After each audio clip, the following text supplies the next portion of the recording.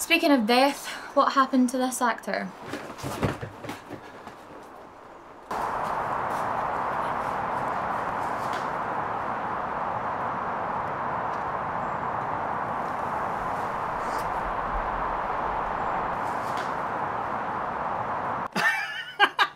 That was my granda!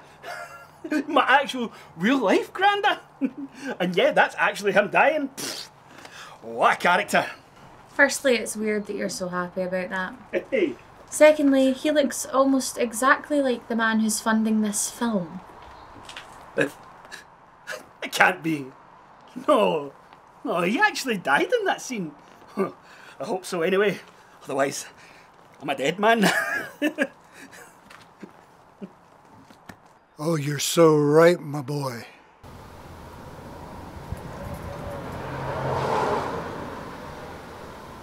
And now time for an uplifting entrepreneurial story. Centrica, owners of British Gas, announced a £1.34 billion profit in the first 6 months of 2022. They've increased profits by 500%. Wow, that's impressive.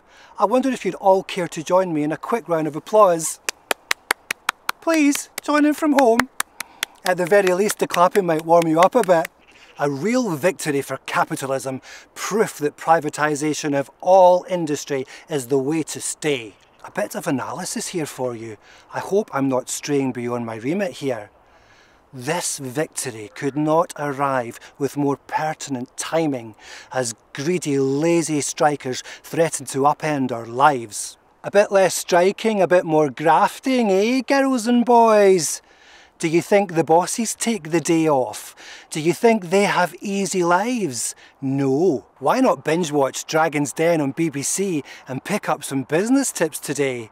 Failing that, there's Love Island on Channel 4 or ITV. It's also similar and so many great options. So put something on and rest your mind. That's it. Let the thoughts go. Forget all about it. It's all done with. All your problems are over. Until tomorrow. I spent the worst 2 days of my life researching your career. Apparently you made a lot of money from this advert.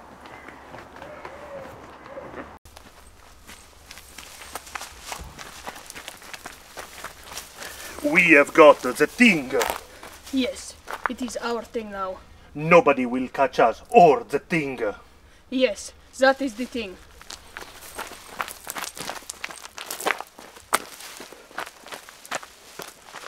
Unlock the door.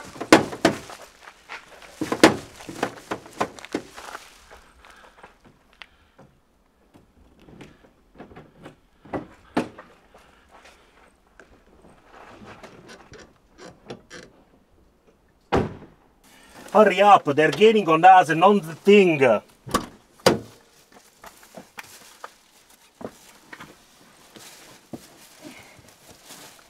Wait.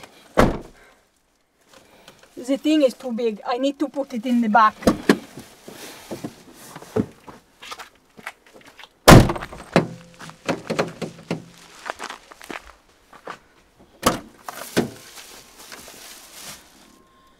Please don't catch us. We need the thing.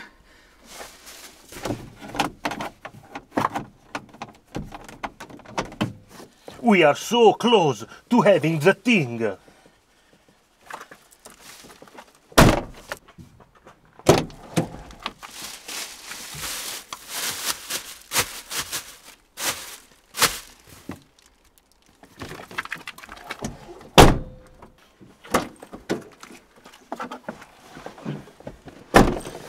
Wait!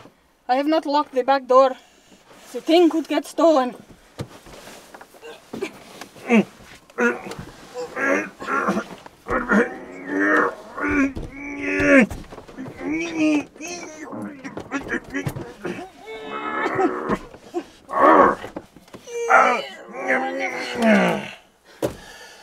The thing. I love the thing.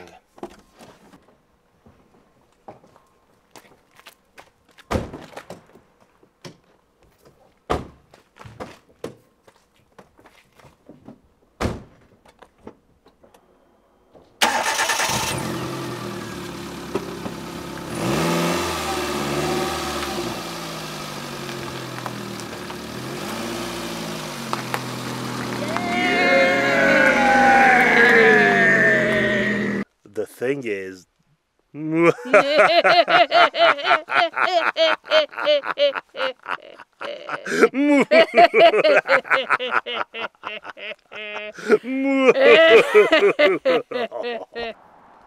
Pretty good, right? You were in that. Yep. Isn't it obvious? Clearly you weren't in that. And what the fuck was the thing? Good question. I was told it's about satirizing the evil Russian stereotype which is so prominent in Western culture nowadays. I mean, how often is the villain a Russian? There is also an element of class warfare, as in it is pointless to steal objects. It's a whole way of life that needs to be seized in order to re-equilibrate wealth. Who the fuck are you? I'm Alastair Rennie, beloved by many. Some critics maintain that the advert actually condones Russian aggression, but I am keen to stress that I only promote peace in Eastern Europe, and I am convinced that neither NATO expansion nor Russian aggression can achieve that goal. Oh my cash, there's 2 of them.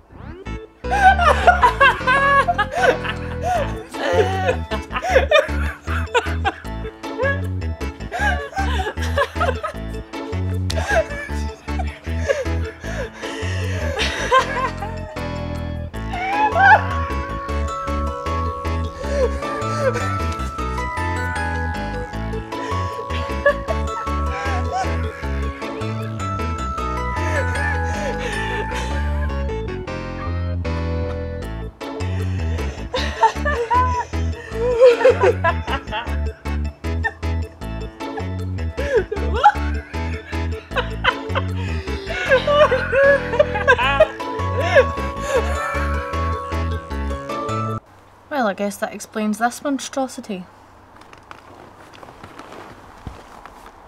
You belong in the bin, and I don't mean the recycling one. Oh yeah, well, you used to be funny.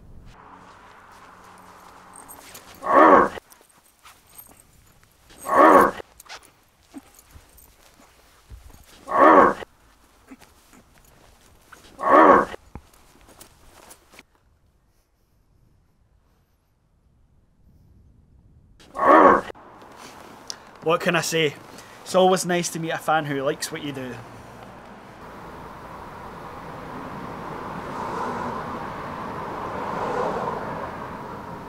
L'indifferenza è invero la molla più forte della storia, ma a rovescio.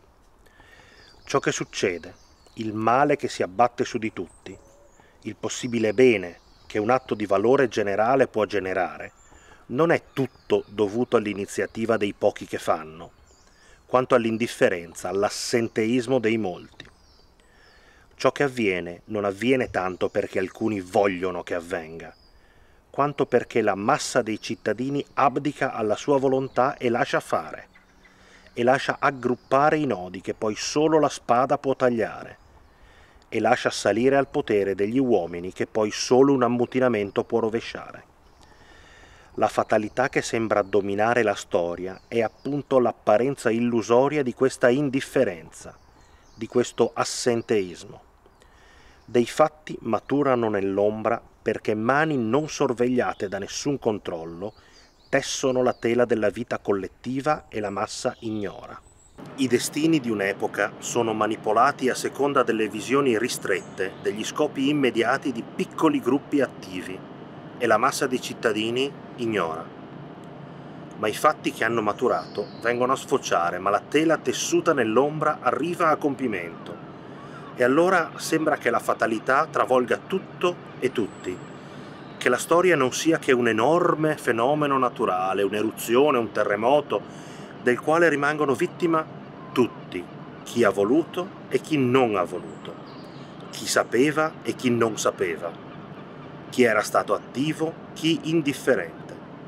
E quest'ultimo si irrita, vorrebbe sottrarsi alle conseguenze, Vorrebbe che apparisse chiaro che egli non ha voluto, che egli è irresponsabile.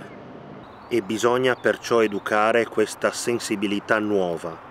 Bisogna farla finita con i piagnistei inconcludenti degli eterni innocenti. Bisogna domandar conto a ognuno del come ha svolto il compito che la vita gli ha posto e gli pone quotidianamente, di ciò che ha fatto e specialmente di ciò che non ha fatto. Bisogna che la catena sociale non pesi solo su pochi, ma che ogni cosa che succede non sembri dovuta al caso, alla fatalità, ma sia intelligente opera degli uomini. E perciò è necessario che spariscano gli indifferenti, gli scettici, quelli che usufruiscono del poco bene che l'attività di pochi procura e non vogliono prendersi la responsabilità del molto male che la loro assenza dalla lotta lascia preparare e succedere.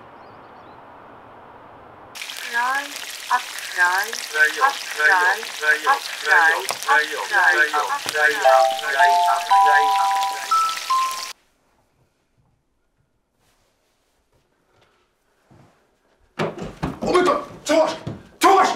They saved our application! Yes! We're gonna be on the next Dictator! Yes! You put the dick in dictator. You put the potato in the tater part of Dictator!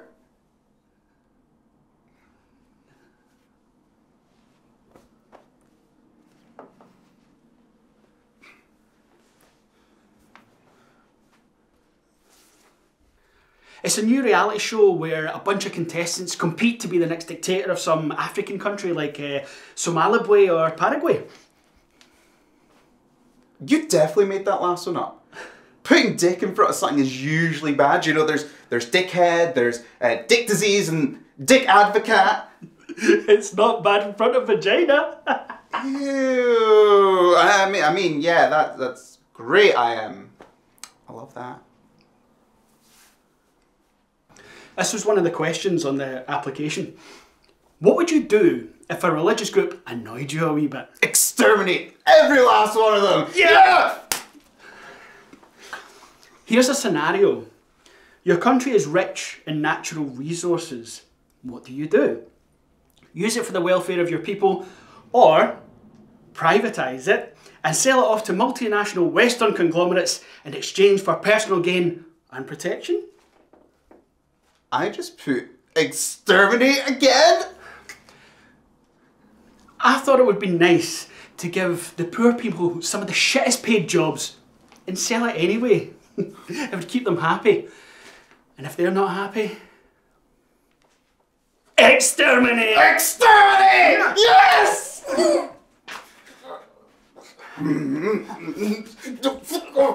What are you doing? Fucking ham hands! You're such a weak bitch! Oh, don't be a dick! Your fucking testicles are like fucking hanging gammon! Fuck off, you vagina! At this point, I wanted to have Woody Guthrie's All You Fascists Bound to Lose playing, but I was told there was no funding for that. Woody Allen is not going to be in this film.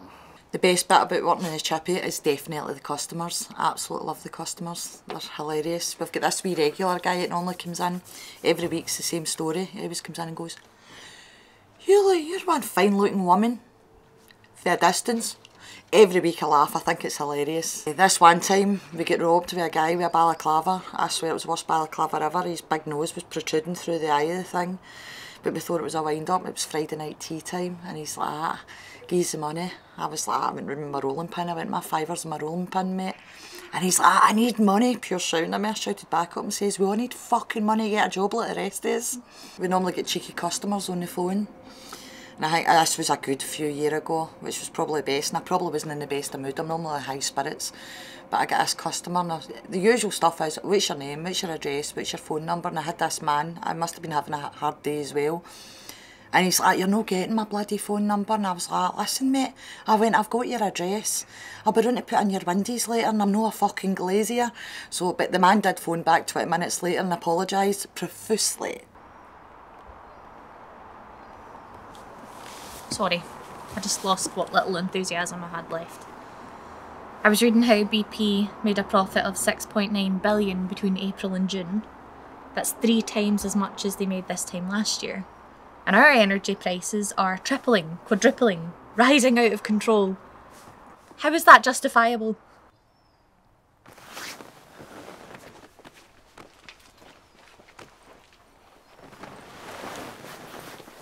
It's cronyism, it's late-stage capitalism, it's privatization, it's the complete obliteration of fairness, of humanity. But oh, thank God the football's on and rivalries are divisive. It's a stage of diplomatic alleviation, of paltry remuneration, of poverty figures swelling like an empty belly. When I worked in McDonald's, unless I forced myself to think, I would do each task on autopilot. And those moments of empty thoughts are lost forever. Sometimes I wonder what I was thinking about.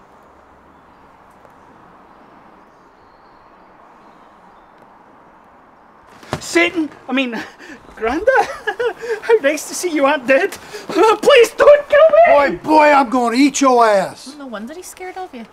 I'm gonna beat your ass.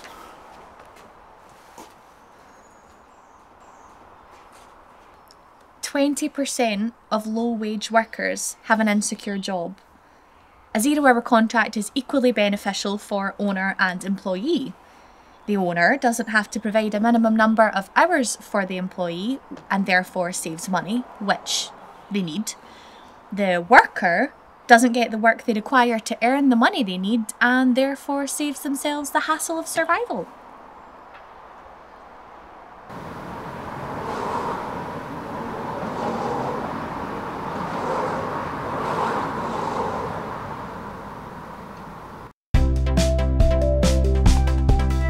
Do you like hugs? I bet you do. Who doesn't love a big, wet cuddle? But do you know how to get a hug? I have invented a foolproof way to get a hug. And I'm a fool. Come in, you come. Come in, you come. Come in, you come. Oh, fine then. She doesn't even like me because of that one time when I accidentally spat on her dog. Come in, you come. It wasn't an accident.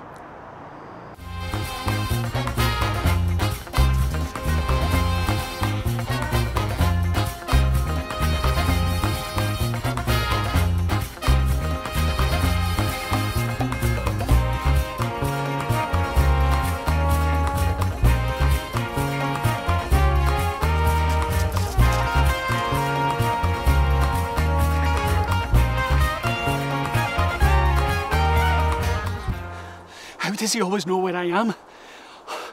My God, he is actually CIA? Of course, cunts in action. God! Alastair! Take the children instead! No, thank you. I'm from All You Need to Know News.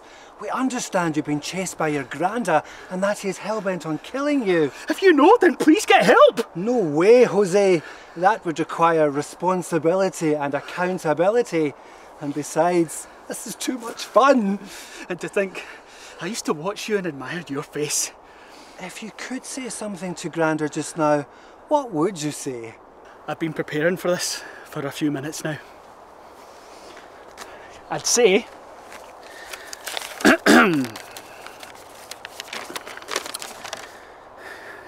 Granda, it's been a long time since we thought you had dementia and dumped you on the street. We thought you would die, or at the very least, you'd forget all about it. I love you very much. I love your bald head. I love the white hair that's all over your body. I love the way you smile when you imagine something dark and bad happening. I love the way that you nibble at your food and then give it to others. I love your auctions on eBay and how you describe items incorrectly to encourage higher bids. I love your fingernails and scraping them clean of the dirt of age. I love you, Granda. By the way, it was my twin brother Michael who dumped you on the street, so really you should kill him instead. With my blessing. I'm totally unprepared for this.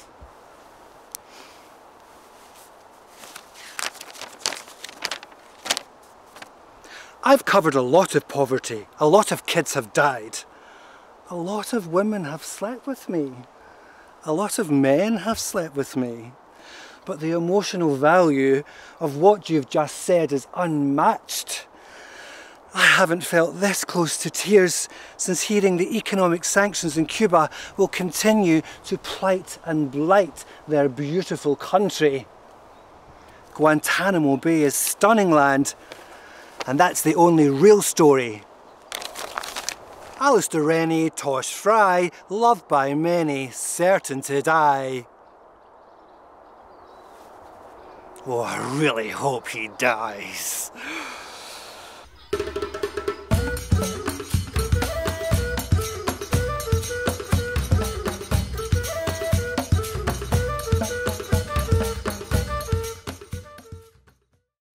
In neighborhoods like these, they were lifelong enemies.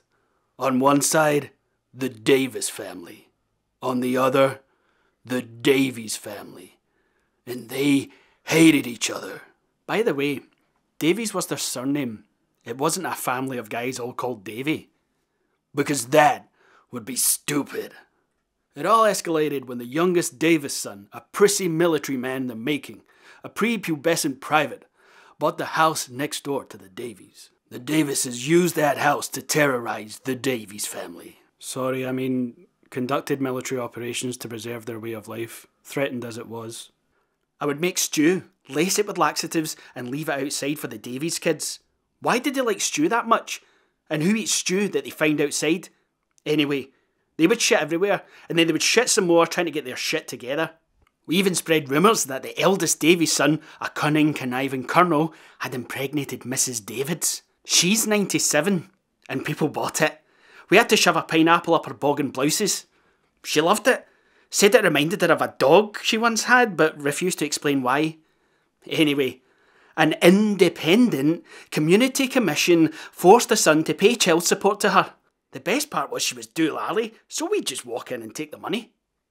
The Davies were outraged. The stew was too good to be true.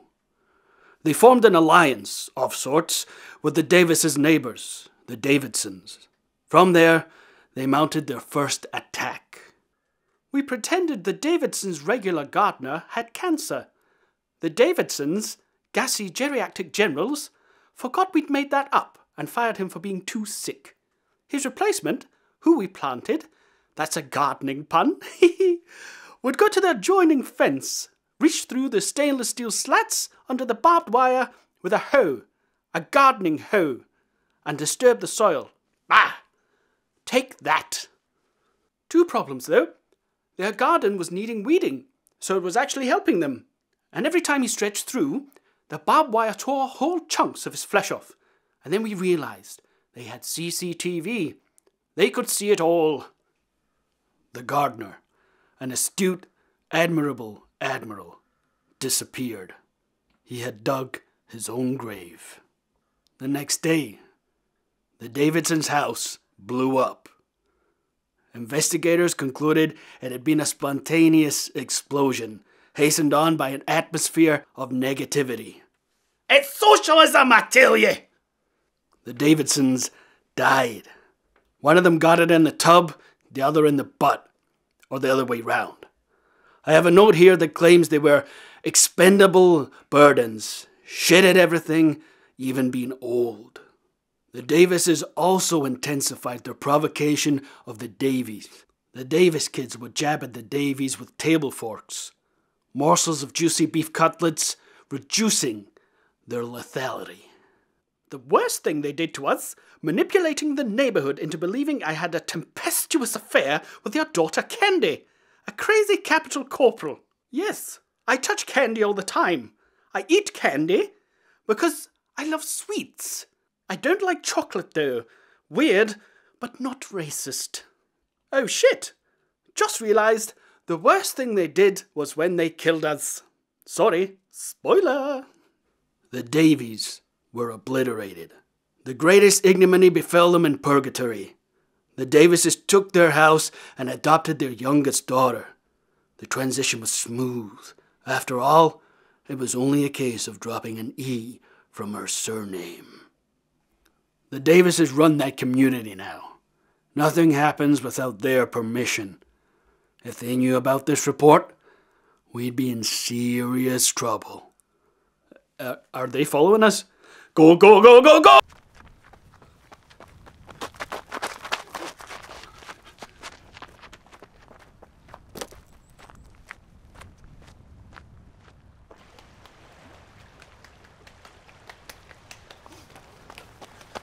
You bastards! You bastard! Hi, Granda! Porn culture, war culture, cancel culture. From Custer to Buster, Buffalo Bill to Buffalo Wings. Damn it, there's 3 of him. It's like a threesome and everyone's the same person. And I'm watching in the corner. It's time to play Which One Should I Kill? The rules are simple. Each player will answer one question. If they get that wrong, they will be eliminated from the game and from life. Unless they can save themselves by showcasing a hidden talent. I'd like to object on the grounds that all my many talents are already visible. It's the cops, it's the feds, it's the pigs, it's you. If your hidden talent is good enough, you will survive until your next wrong answer. Think of it as a parody of life. When you lose your job, you frantically look for another one, or else die in poverty. Ew! I don't have to think about that. It's time to play Which One Should I Kill? You! Name one of the things I'm wearing underneath these clothes. Wrong! Correct. I'm sure we'd all like to see some proof of that.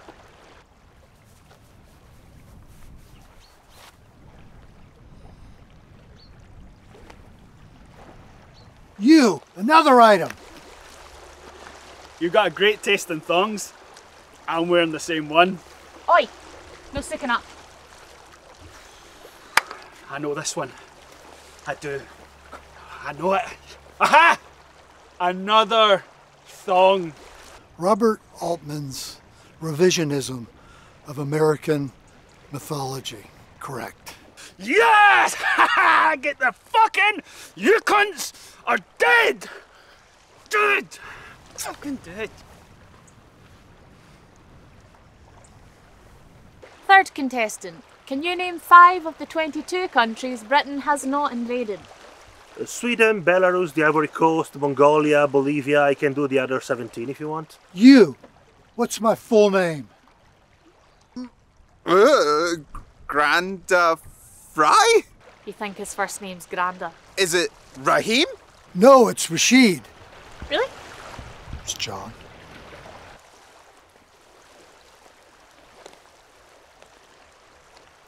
And now, a poem. Gladly have I been aroused by the name tag on your trousers, for it was that of designer and not of yours. Old skimpy, bald, aging, mountain man. Ugh.